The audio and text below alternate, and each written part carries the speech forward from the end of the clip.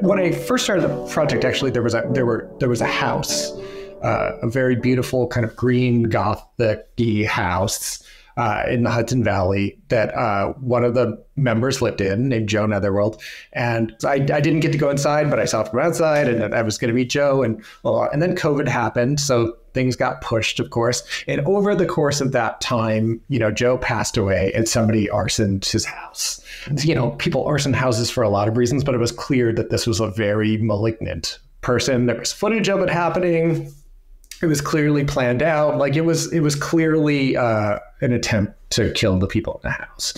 Spending time with the people, I just kept hearing about him and hearing about the house and the arson. And I just realized that arson had really blasted a hole in their culture, actually, in their world.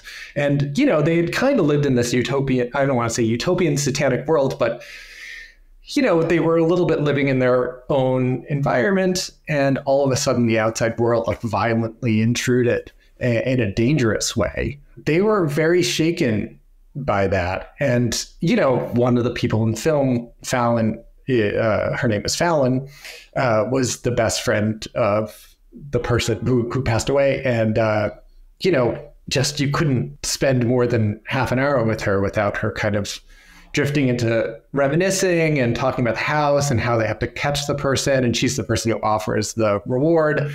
At some point I realized okay, this needs to kind of be in the movie somehow, because it's important actually. And it's actually a very clear picture of what is happening right now here. And this was an iconic person that kind of got taken away. And this house was iconic. And the house, even though he didn't die in the house fire, the house is still an extension of him. So the house fire is still, in a way, a murder.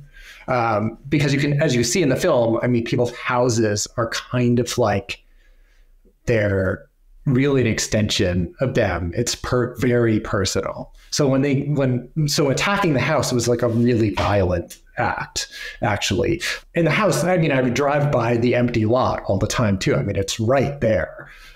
So it just had this presence. And also just the idea that these outsiders that are so maligned, as always, going back to the witch hunts or the witch trials or whatever, it's always the normal people who attack the outsiders. It's never the outsiders who attack the normal people, or very rarely it's the outsiders who attack the normal people. It's always the polite society that kind of comes in and burns down their house or starts them on fire or whatever. And actually that's still the case. Yeah, it just felt like there was a palpable danger to it.